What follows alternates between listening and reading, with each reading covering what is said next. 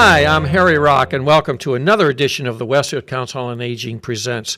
This is a collaborative effort with Mike Squindo, Executive Director of the Westfield Senior Center, Tina Gorman, COA Special Projects Coordinator, and Pete Coles, producer of WCPC Westfield Cable Channel 15. Our topic today is scams and shams, and my guest is Milagros Johnson from the Springfield Mayor's Office of Consumer Information, covering all of Hampden County and beyond. The Mayor's Office of Consumer Information is a local consumer program funded by and working in cooperation with the Massachusetts Attorney General's Office. And today we're going to be discussing AI, artificial intelligence, generated scams, crypto scams, arrest warrant scams, credit card decline scams, and more. Last year, consumers lost $12.5 billion to fraud, which is a 25% increase since 2023. Scammers are extremely creative, cunning, and persuasive. However, the good news is that most scams are preventable with the right education. And that's why you're watching this, is to get that education. Mm-hmm. So, Milagros, welcome to the show. Thrilled to have you here.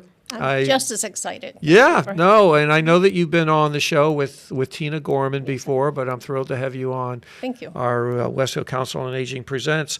So I think I always like to give our audience a chance to kind of get to know who the guest is. So I understand you live here in Westfield. I do. So we love that. We got our own Westfielder here. But where's your office located? Sure, that's a good question. We are at City Hall in Springfield. However, we do, as you stated earlier, we do cover all of Hampden County and parts of Worcester County. So we're often on the go. On the go, meaning we do presentations, we come out into the community, we're visible, we're approachable. Okay. We are known in the community. So it's Hampden County and parts of Worcester County. So we have a very, very broad audience that we have to cover and educate. So our motto is education is the best prevention. And you're going out. You're not waiting for them to come to you. You're going out to see them. Not always. And so I use the platforms like this one to educate, because education is the best prevention. That's our motto. Yeah, sure. And consumers don't usually want to know or hear or educate themselves until they find themselves in a oh moment. And then they want to learn, how did it happen? Why did it happen? What could I have done differently? So thank you for giving me this opportunity and this platform to share with consumers the steps that they have to take and to prevent falling victim to a scam, and what to do and the signs to look for. Yeah, well, no, we're thrilled to have you. Just enlighten us as to what the primary responsibilities are of your office and the scope of everything that you get involved in. Responsibility, it's a lot. Yeah. So primarily we are a local consumer program that's funded by the Attorney General, thank goodness. And we do two things. We do consumer advocacy, which if a consumer has a problem with a product, a service, a vendor, something that they bought and they're not happy with, and the merchant is not working with them with getting the products replaced or repaired, they file a complaint with the Attorney General, it's assigned to us, and then we advocate for them. Oh. We used to be referred to as mediators, but now we are more consumer advocates, because we advocate for the consumer when the business is wrong. And you know, I've been told that I'm extremely approachable and helpful, because the businesses will also call me and say, Milagros, this is my situation. What should I do? I don't want this to escalate to a complaint. Right. And so, you know, we're here to educate. So consumer advocacy and then education, which is what I'm doing here with you today, Mr. Rock. Yeah. Oh, Harry. Harry. Please. We're not formal here. And then how long have you been in this position right now? You've been... Enough to help consumers recover nearly $15 million in the nearly 25 years. It'll be 25 years. $15 million? $15 million. That's just our office alone. $15 million? $15 million we have helped consumers recover in the form of a refund or replacement. Wow. They were made whole. Mm-hmm. So that tells you the volume of complaints that we handle, how serious we take them, how strong we advocate for them. That's some serious money. And a long history here. Right. Yes. Wow. So I sleep really good at night, knowing that I helped all those consumers. Yeah, good for you. And we all need that help too, I might add. Yes.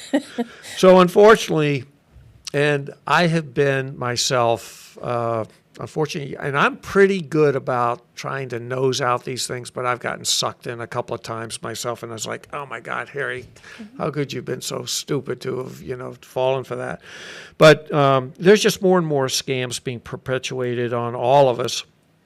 And the thing that I've noticed is that they're getting better and better. They used to be able to see based on, they'd misspelled words or there was their approach or whatever it was. You could usually sniff out the fact that, no, I don't think this is quite right. I'm going to stay away from it. But now they've gotten so professional on it. They look like the real deal. And it's really hard to decipher whether what I have in front of me is real and I need to respond to it, or if it's a scam. Really difficult. So let's just talk about some of the various scams that you come across that people in today's world should be really aware of. Sure. Thank you for that question. But before I answer it, I want to say that you used a word that I hear quite often from consumers, primarily older Americans, and that is the word, I made a stupid mistake. We're a judgment-free office. We don't consider any question, any action by a consumer to have been stupid. I don't like that word. Right? Yeah, right. But you used it first, so I'm going to say no, that's how I felt when I got yes, I know. Right. And that's how like, and I'm going to how say could I have we done because that? I'm a consumer too. That's how we feel. We're feel like, right. what did I do? I should have known better. Right, I question. Let me tell you something. Professionals, doctors, lawyers, architects, engineers, you name it, have fallen victim to a scam. Is that right? It is true. So it's Yes. not just the common folk. It's not. So it's not a matter of whether you're not so smart or not. It's just that the scammers are becoming, That's how good they are. they're getting more sophisticated, Right. more convincing. Right. And so it's very daunting to us how they easily target consumers with their creativity, how much time and effort they put into targeting their victims. And now with AI, it gets even more complicated It because does, now right. they stepped it up a big notch. And so it's easier for them to get away with it and to take advantage of the innocent. Right. Wow. Well, thank you for kind of laying that groundwork. So what are some of what I would say, the more popular scams that you see out there that, and there's a couple that pop in my mind right away, that one or two that I got pulled into myself that just seem so real, but I'm going to let you So share that's that. so I know most of Americans have heard of the grandparent scam, and they probably are getting tired of hearing about it, but they shouldn't, because the scammers are not getting tired of targeting using it, of right. using it to their advantage. Just this month actually, the U.S. Attorney General announced that they had a major arrest in a ring operation where they targeted their victims through the grandparent scam.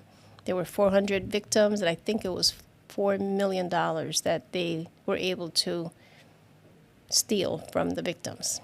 So that's a lot of money. It wasn't just Massachusetts; it involved other states as well. But the point of that I'm trying to make is how easy it is for them to do it. So it's not just a phone call now. Now they're sending runners to the house to pick up the money. They're asking the victims to pay with cryptocurrency. They're using AI to clone the voices. So it sounds legitimately like your grandchild, whether it's a grandson or a granddaughter. So yes, consumers have to become savvier, and I love to share this with everyone. And I have had consumers call and say, Milagros, I went to one of your presentations and I did exactly what you told me to do, and I was able to not fall victim, and I'll tell you what that is. Take a step back. If you feel that it's a moment of pressure, something that puts fear in you, that they want to instill fear. Mm-hmm. They want to put you on a spot where you have to react quickly and give them your personal information, run to the bank and withdraw money. Don't do it. Take a pause, take a deep breath, step back, put it away for a few minutes, call someone, talk about it, and then react, whether it's call the police, call a family member, call the senior center, call Milagros Johnson, whoever it is, call Harry Rock, but call someone and talk to them Right. and let them talk you out of it, because the scammers are getting much more sophisticated, convincing, and putting a lot more pressure. So just so that everybody really understands what we're talking about, the grandparent scam, this is where they call and say that, using their voice, saying, I'm your grandson or your granddaughter. And I was in an accident. I caused damage to someone's vehicle or someone's home. I've been arrested.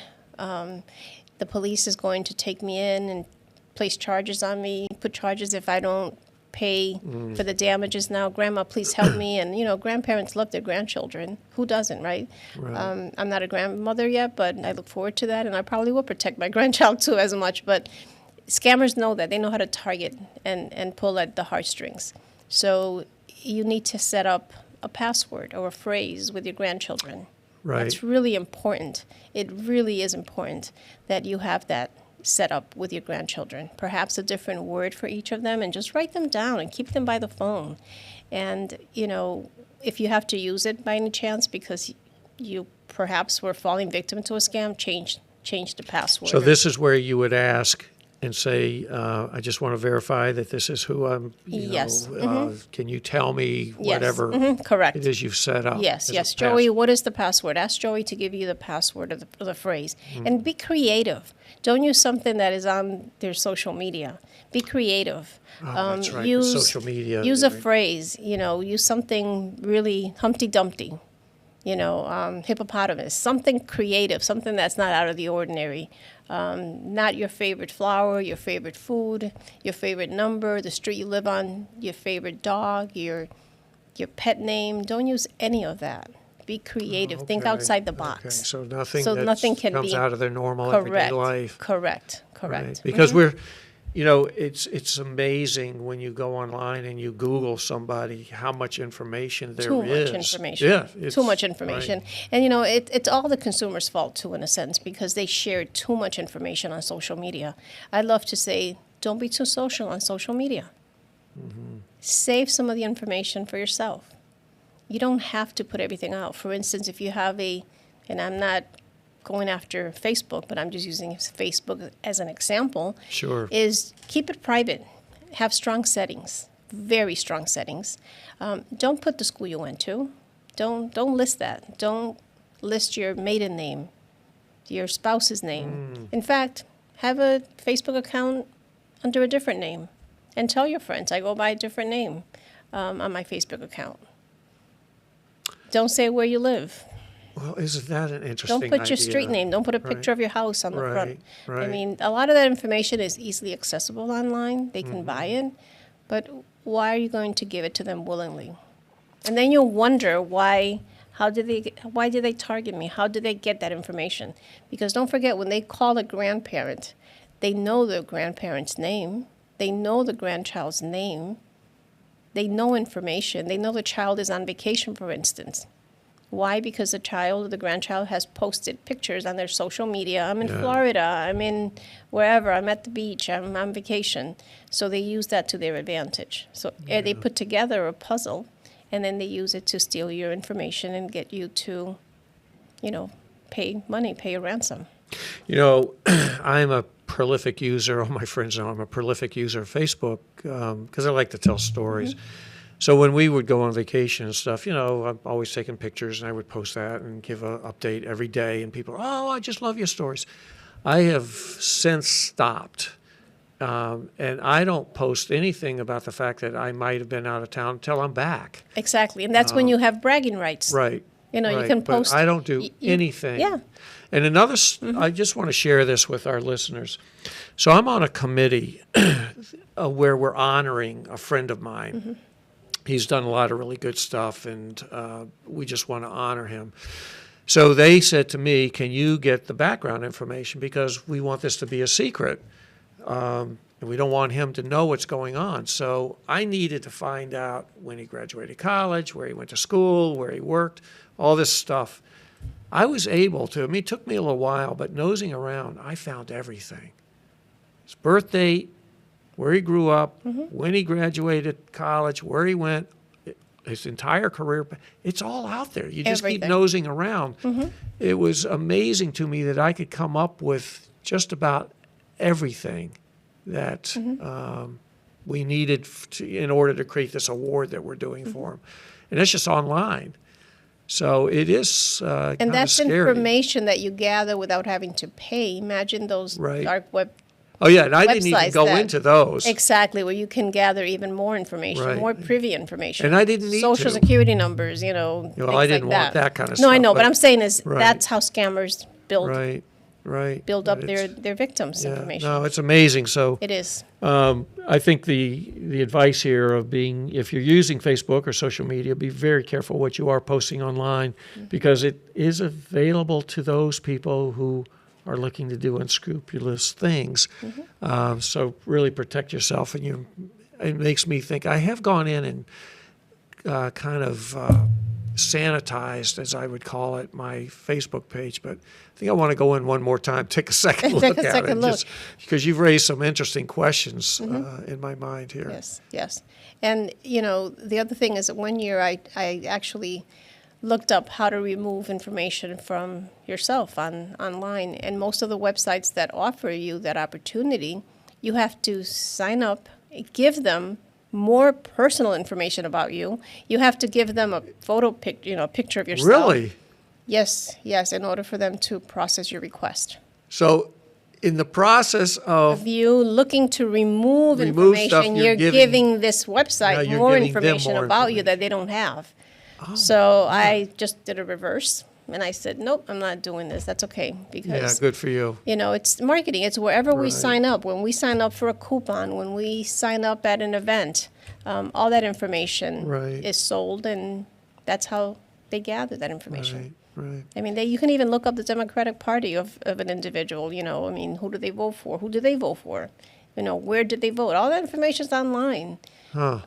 It's really unacceptable to me, but Yeah, it is what it is. And pretty scary. The- but the that's the internet- world that we live in now. but to my advantage in my career, in my job, I use that research, that gathering information to find businesses that are, like fly by night, for instance. So the internet is to my advantage for that. Yeah, Mm-hmm. yeah. Oh, yeah, I'm sure it is. We were, in my opening, we talked about a number of different scams. So I want to just kind of jump into some of those, if it's okay. Mm-hmm. Of course. Mhm. Declined credit cards.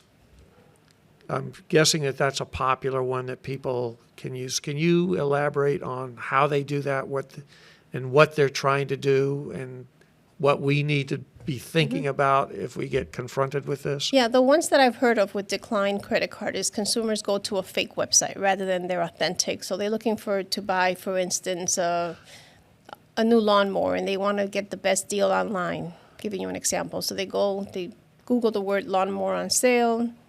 They find the website that looks like it's the authentic large chain retailer without identifying anyone, any particular business. They go on that website thinking that's the real website for that merchant, and it's Right. not. And so next thing you know, you make a payment with a credit card. That one goes through, but then they contact you and said, oh, that payment didn't go through. There's a problem with the credit card. Do you have another one? So now you've compromised 2 credit cards. Oh, my gosh. So that's how that works. Right. So consumers have to be careful when they are shopping online. For one, don't do a search, rather enter it into the URL address line. Put the business name in the search engine field. Instead of Googling it or Binging it, don't do that. Type it in directly. If you know the business name, look it up on a statement. If you're looking to look up your credit card account, for instance, or pay your bill, instead of Googling the name of the credit card company or the financial institution, type it in and save it under your favorites so you have an easy access to it in the future. I, for one, like to if it's on my phone, I put an icon on that contact. I add it as a contact. I put an icon specifically for that business, so when I do receive an email, I know that it's an authentic email. There's an icon of a duck, for instance, for Really? my mortgage. Okay. It's an icon, the name of the bank, and a duck. If it comes without the duck, automatically my radar goes up and says this could potentially be a scam. So consumers can do that too. It's very, very helpful. And speaking of ducks, please, consumers, use DuckDuckGo. It really is for consumers' advantage to use it. It doesn't, it's a search engine. It's DuckDuckGo. Go. It's not a quack, as I like to say. It's a search engine that's total privacy. There's no tracking, and it's free. And there's an app for your phone, for your computer. Rather than using Google, I would recommend you use DuckDuckGo. And that's a search engine. Yes, yes it is, and it's very safe. It's been around for years, and most consumers don't know how. Now you see the advertisements on TV. I've never heard that. I've been using it for about, I don't know, I want to say 12, 14 years at least. Really? Yeah, since the onset of DuckDuckGo. So And, you can find anything on you can find anything. It's just like, going on Google, you still get news and everything, but there's no tracking. So if you ever wonder why when you're shopping for an airline ticket, the next day, you look up the price, you're like, okay, let me talk to my husband about this, and I'll go back tomorrow. You go back tomorrow, the next day, and the price went up. Not when you use DuckDuckGo. Or when you remove cookies, caches, history on your devices, the price will stay the same. Is that right? I know Yes. that drives me crazy. Yeah. So, Right. Yeah. but that's the tech world, right? That's probably a different conversation for another day. Yeah, right.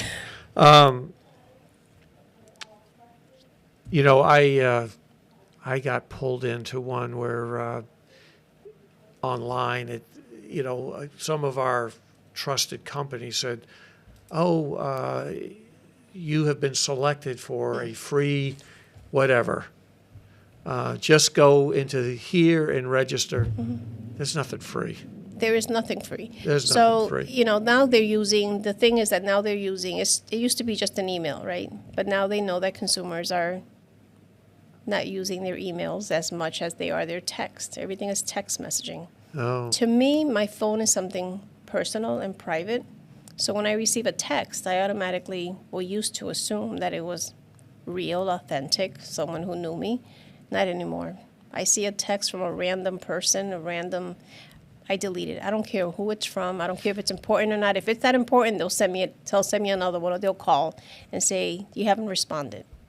So it's better to be safe than sorry. That's, the best saying that I can use right now is consumers are quick to open that email, open that text with a link. They click on it. Next thing you know, it's a fake website. You're infecting your devices with a virus. yep. They're taking over your devices. So it's better just to delete them.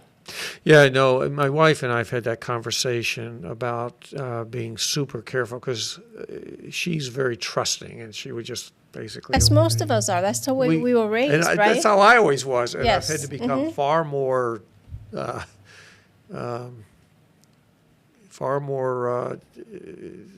Suspicious. thank you, that's the word I was looking for, Yes. about anything. And I've that's told- okay to be suspicious. Right, It's and okay. I've said to her, if a phone call's coming and we don't recognize it, don't answer it. Mm-hmm. If let it go to voicemail. Definitely. Now, anything that's not of an appropriate measure usually doesn't go into voicemail. They just, They just hang up, you don't correct. pick up, they just hang up and they go somewhere else.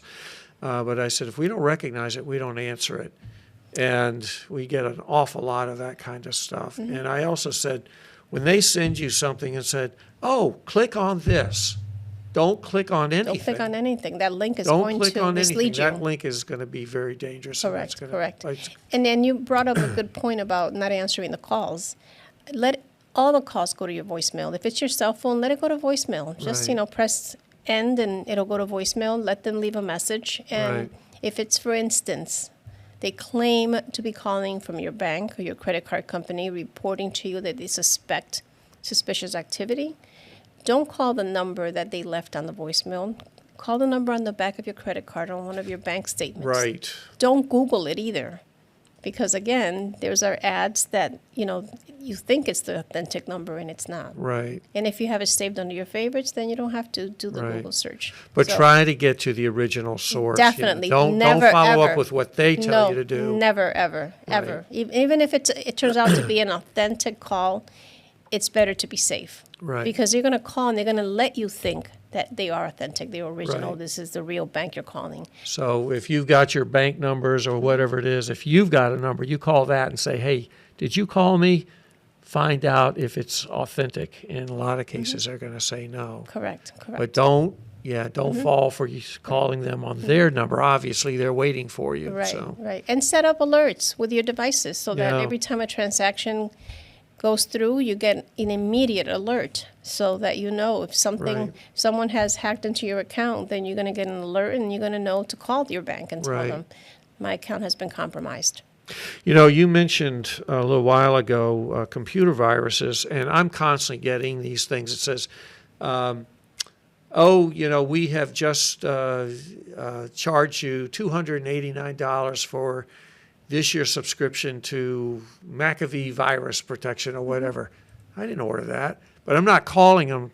I didn't order it. No, you didn't So just order it. ignore it. Correct. They know what to say on the headline to grab your attention so Right. that you call. And once you call, well, can you identify your name, your address, what account number did they, and now you got Right. yourself in a bad situation. Right. So they know what to say, how to say, who to say it to, when to say it, for how long. I always say that. And you want to be smarter than them. Right. So let the calls go to your voicemail. If you happen to still have a landline, which most seniors do, right? If you have an old-fashioned answering machine that you can hear the person leaving you a message, that's even better. Because you can tell all your friends and family members, I'm not going to answer the calls anymore. This is what I tell my mother and my father. Don't answer the calls. Let the machine pick up. You'll hear me say, Mom, it's me, Dad, pick up, and they pick up the phone. Oh, right. Okay. Okay? Right. And they know the voice. Right. So that's another good step that consumers can take. Yeah, no, that's actually a great tip. That's a great thing to do.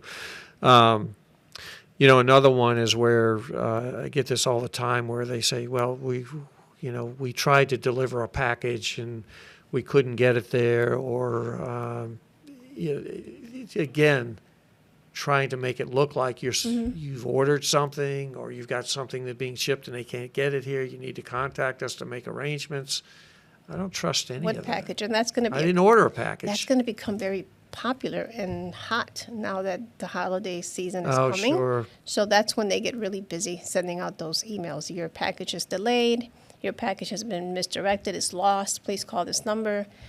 So consumers, just be aware of that. Yeah. Be very aware of that. Also, the brushing scam is another one that we're hearing about. And that is when they leave. You get packages at home for something you didn't order. You start getting packages. Some consumers receive multiple packages. So it's a scam. And what they're doing is they're using your address to deliver the packages so that it looks like you bought it. And then the merchant will post a review with your name on it. So it looks like you actually bought it. And now it's an original, seller's review. So be very, very careful. Don't open the package. You may want to notify the local police in case they're monitoring activities such as those. But at the end of the day, you receive multiple packages for items you didn't order. You can notify the police. They're going to tell you to keep them because that's, the regulation. You didn't order it. You didn't pay for it. It got delivered to you. It's yours. Oh, that's interesting. But never call the number on the box. Don't call. Just leave it alone. If you didn't order it, I think you should contact the police and let them tell you whether or not it's something that they're interested in investigating and helping you with. Yeah. Okay, that's good. And then if people are trying to sell you software to clean up your files and stuff, They're looking to sell you a virus. That's what they're Right. looking for. No one's going to know that your computer has a virus but you. When you turn it on, you're going to know. It's going to tell you you have a virus. If by chance you get a screen that says your computer is infected, turn it off, turn it back on. The other day, my husband comes running to me. I was in the kitchen preparing dinner, and he comes running with his cell phone, and he says, "Look, the phone was making a sound like a Amber Alert sound, and it was flashing that his software needed to be updated." And I'm like, "That's a scam. Give me the phone." It wouldn't let me do anything but turn it off. I turned it off, and it came back on. It was gone. I cleaned it up, removed cookies, caches, and all that, and then gave it back to him. I said, "Don't ever click on anything that comes up like that. Don't ever do it." So that's another new scam that they're doing. They're looking for you to click on it, and next thing you know, they really do take over your devices. So my brother-in-law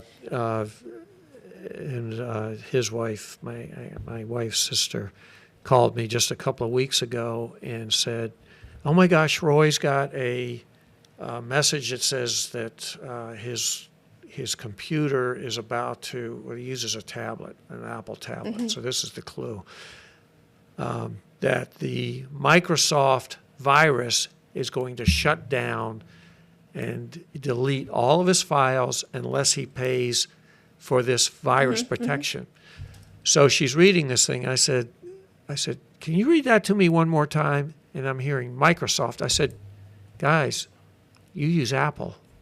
We don't use Microsoft. Delete it. Correct. Don't fall for it. We're Apple. We're not Microsoft." So those are the little hints that you look for. But they set a sense of alarm, But it's of urgency. They were ready to pay the money course, of because he didn't want to lose all of his files, and he was panicking because, there was a virus in his machine, but totally different operating Right. system. So that's an example of they used two of the things I suggested, right? Take a pause, take a break, call someone, Right. and they did just that, and you Right. saved them. Yeah, that's a great point. So yeah, yes, they did. So it goes to show that it really does work. Just Right. take a step back, Yeah, because they want to build that panic, put you in panic mode, so Right. that you react quickly, and then after you react, you realize, what did I do? And then you have that, why was I so blank, right? I know. How could I? How could I? Taken advantage Why? of? Why did I do it? it? It happens, and I'm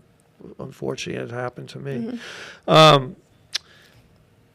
Cryptocurrency scams. Now we're hearing more and more about this. I'm not a crypto guy. I don't really understand how crypto works. It doesn't make any sense to me, but it's out there. It is a part of our economy now, and I'm hearing more and more people being taken advantage of with this. Can you explain what that is? So it's cryptocurrency in a very simple sentence is takes the money, U.S. currency, and converts it to digital dollars.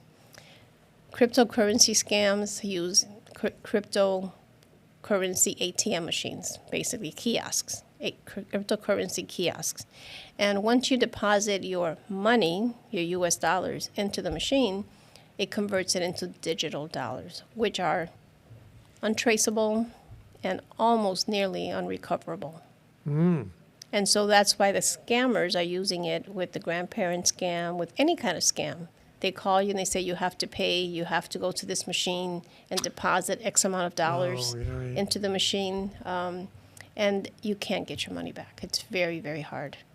So banks know that, they are trained, they train their staff and their tellers to be suspicious when an elder person comes in and wants to withdraw a lump sum of money.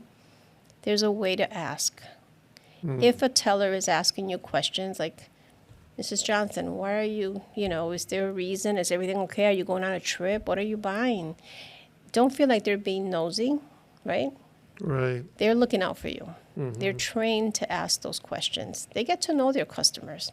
And if something is out of the ordinary, it's just like a credit card. They know your spending patterns. They know your spending habits. So that's why they will put a fraud alert on your credit card if they see that this person is spending more out of the ordinary. Yeah. And so they contact you. They send you an email, a text, they'll call. And if you have it set up on your phone, then you know it's them calling, as I said earlier. So, but with cryptocurrency, it's not traceable.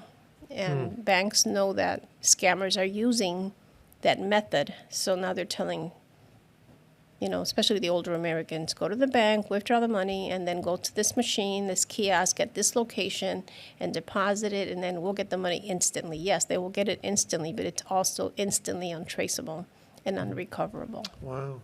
What is the purpose of digital currency, though? What? Well, everything is electronic now. And again, as I said earlier, the internet, the digital world is making life easier for some, right? But it's also making it easier for those who want to take advantage of it, use it to their advantage. And if you're one where you're not keeping up with the trends of the digital world, you're not keeping up with the technology of devices, but you want to have a smart device, then you're making a big mistake. If you have a smartphone, you need to understand what a smartphone is. It's a handheld computer. And the risks when you have one. And if you do your online banking on your smartphone and you're not taking the necessary precautions to Right. protect your device and you're clicking on everything you receive, if for a text or an email, you're compromising your information and your finances. So again, if you're going to use technology, then you need to be at least have the common technology knowledge. So the senior centers offer those courses, by the way, those classes, friendly environment. And if you feel that they're not offering enough, you can ask the senior center, can you bring in a computer expert, someone who can train us on, Right. how to detect a scam on a smart device. Right. There are businesses out there that'll do it, and government agencies as well. So, but you have to ask. Yeah, interesting. And listen and stay informed and stay educated. Again, education is the best prevention. You're right. Yeah, I know it. We've already referenced it, but email messages. Before I started figuring out. Look at all the small print things. You could pick up. Okay, we don't spell it that way, or we're not. It's not. This isn't capitalized right. This is the wrong punctuation, or they spelled something wrong. Professional stuff doesn't come through that way from your banks or from your companies like L. Bean or whoever it is you're doing business with. But those are the things I would say to my wife. You got to look for those little clues when we see kind of those types of things.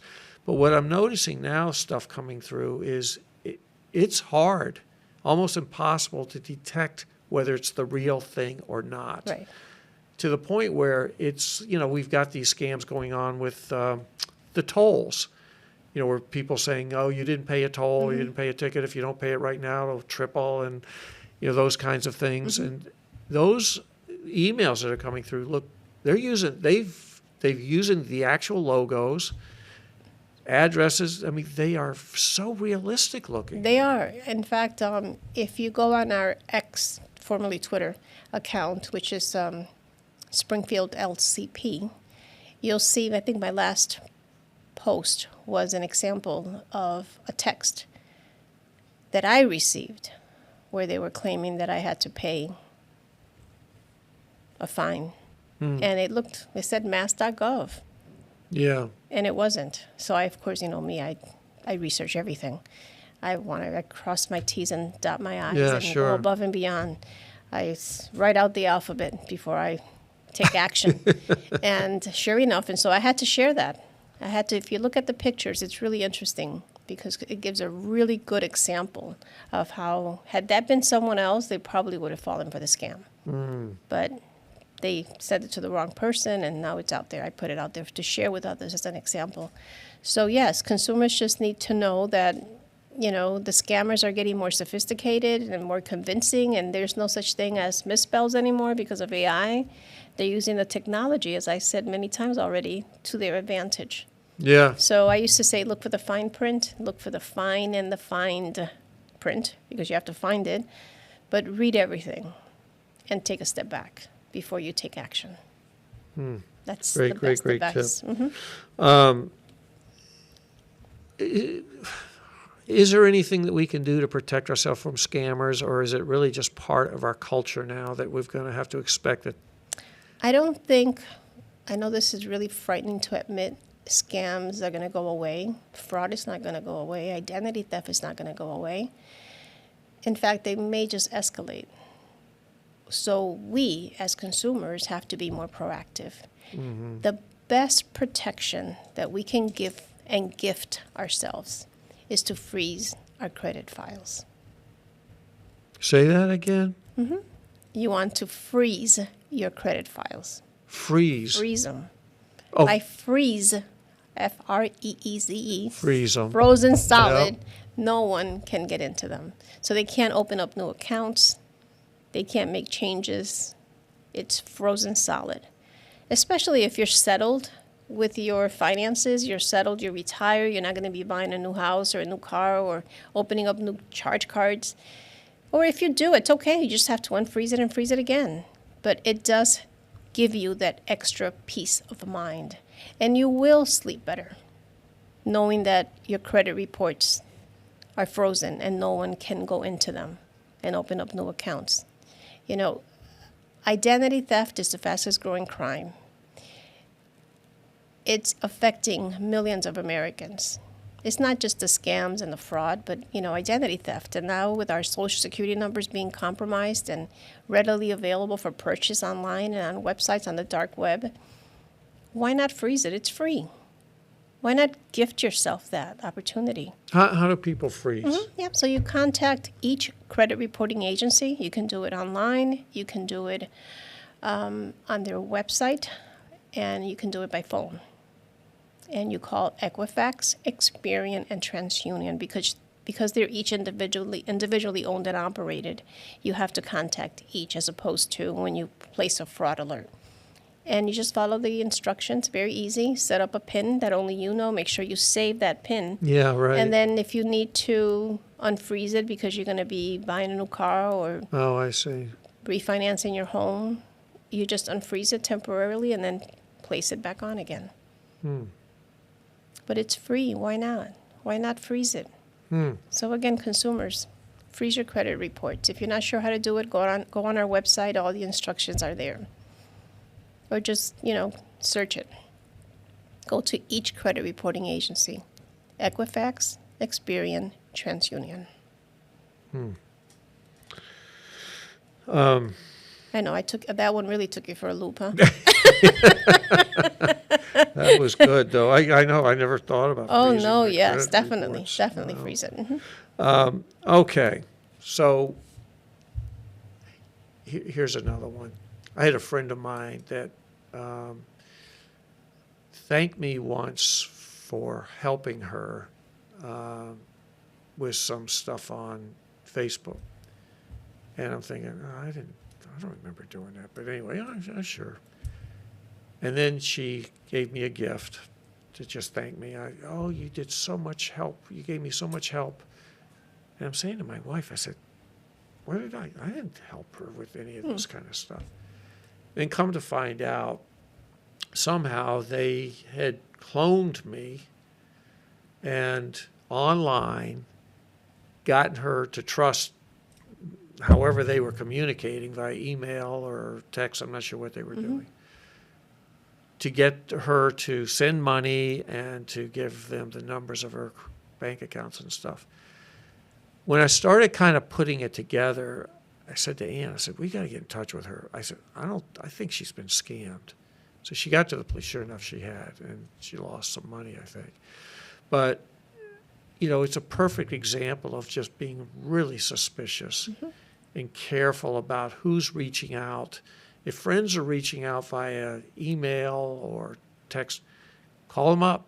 Or if you see those friends every day, hey, did you contact me?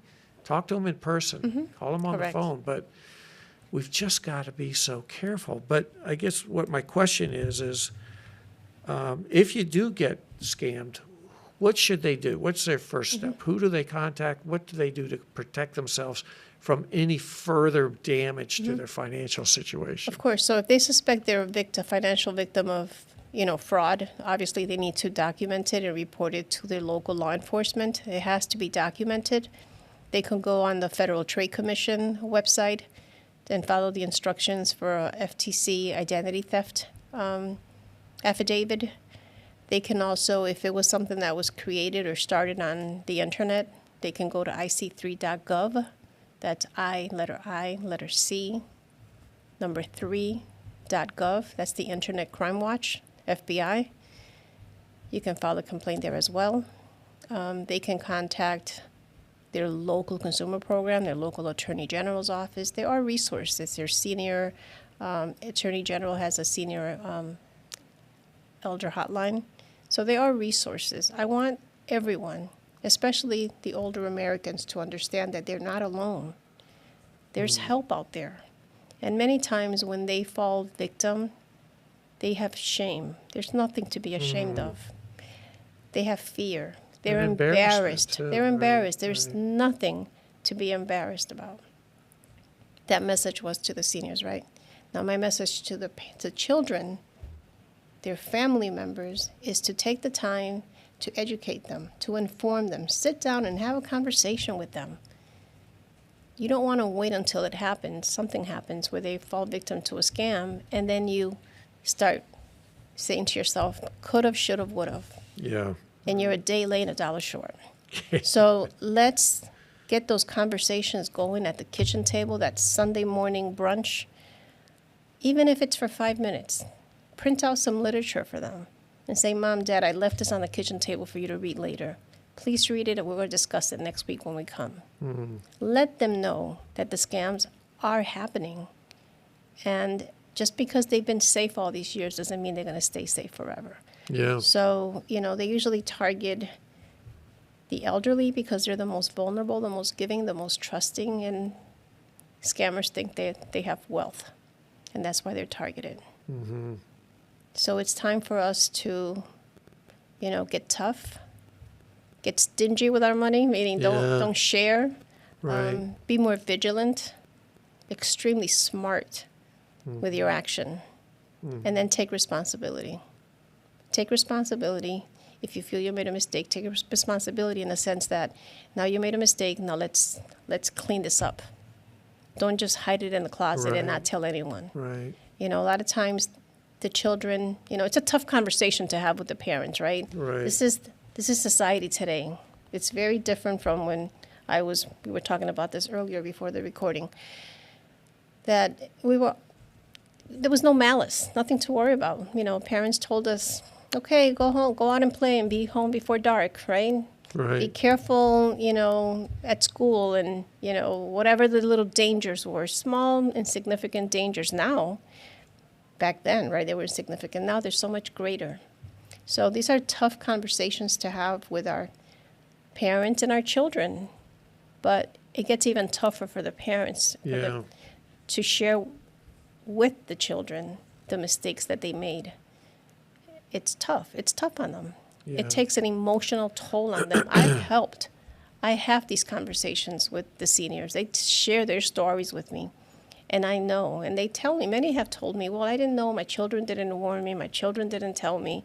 So come on, let's have those conversations with our parents. The parents had those tough conversations with us when we were children. So let's do the same for them now and protect them. Yeah, no, that's great advice. Mm-hmm. And I think that, when we see emails, texts, credit card messages, phone messages, they seem so real. They do. Phone bills, utilities, everything. Internet. Websites. They clone the websites. Right. They clone letterhead. I know. They clone letterhead. They clone IRS letterhead. And all they do is just change the phone number or the email address. Right. Or a link for you to go to. I've been receiving those. You can't trust anything. You just have to remain vigilant. Right. And I know you're probably wondering, how am I supposed to live like this? Well, it's the way of the world, and, it's a tough job for me to sit here and talk to you about this. I wish I had more friendly, positive things to say, right? But it's life now. Yeah. It's life. But we can be tough, and we can, fight back. Right. We can get smarter if we just educate ourselves. Yeah, that's great advice. Mm-hmm. Is there anything that we haven't covered that you want to talk about? I just want to say that most scams come with it's called the 3 trigger elements. And those are unexpected contact, a surge of emotion. As I said, they want to create panic and anxiety and nervousness so you react quickly. And then a sense of urgency so that you run to the bank and take the money out or make that payment. So the safest response is to, as I said many times already, and I'll keep teaching it and preaching it until my last breath, is, take a pause, step back. It's better to be safe than sorry. You'll go back, and I can guarantee you that you'll go back to revisit that moment of panic, and you're going to say, wow, am I glad I didn't act on that? And if you have to delete a message, delete it. If it was something important, they're going to call you. They're going to send it again. But it'll give you time to protect your investment, protect your finances, protect your personal information. And remember, you're not alone. That's all. Yeah. Have a confidant. If you are still independent and you want to stay independent because you still have a sharp mind and you can still drive and still live alone, or you live with your spouse, and you still feel like I can handle this. Well, that's great. Good for you. But remember to always have a confidant, someone that you can talk to and say, okay, I got this phone call, or Right. I want to buy this, I want to do this. Times are different now. As I said a few minutes ago, when we were younger, we didn't have to worry about that. The most scam we heard of, I remember was when the young salesmen would come and selling magazines or books. Oh, yeah, right. And then your parents would write a check and you never get the magazines, right? That was a big deal back then. Oh, it's so different now. Right. It's so different. It's escalated to levels that it can keep one awake all night. But if you freeze your credit report, you'll be able to sleep better.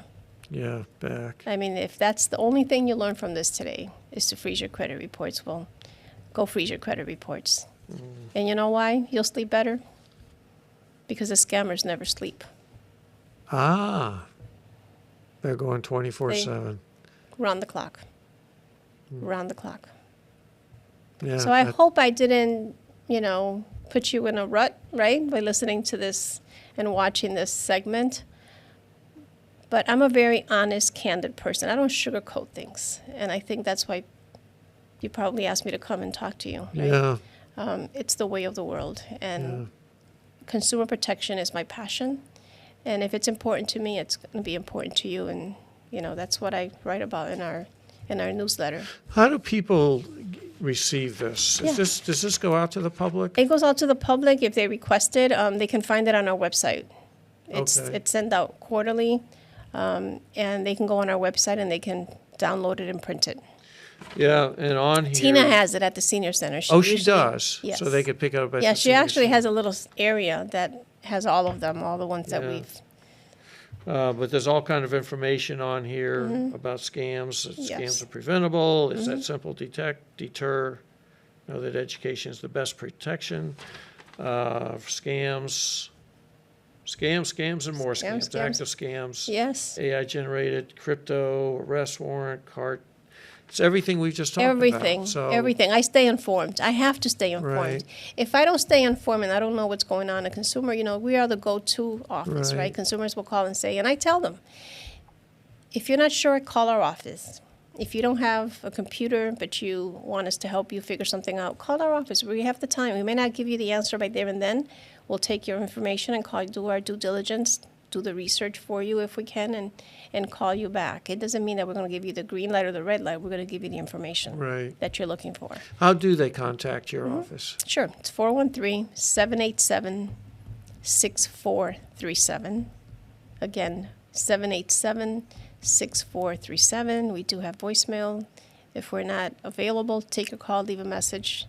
No call is ever left unanswered. They can also email us at MOCI, short for Mayor's Office of Consumer Information. Again, MOCI at springfieldcityhall.com. We also have a podcast, The Consumer Toolbox.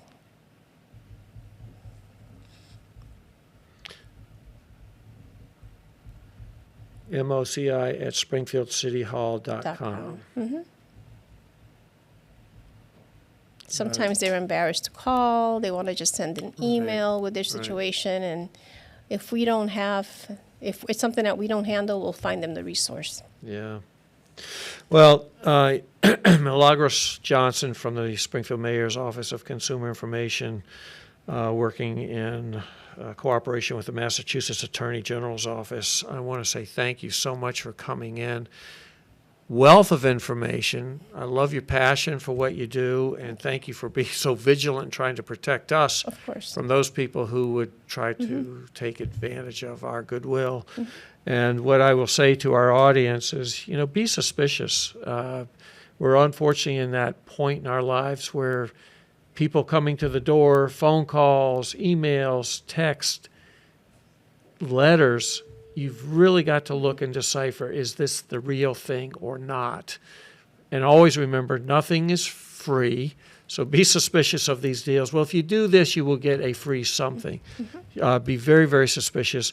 Don't click on attachments that come across on an email saying if you click here, or we have charged your account X number of dollars to purchase something, don't just call that back. If you didn't do it, ignore it, because they're trying to get you to call them and then give you their account numbers to find out what they did.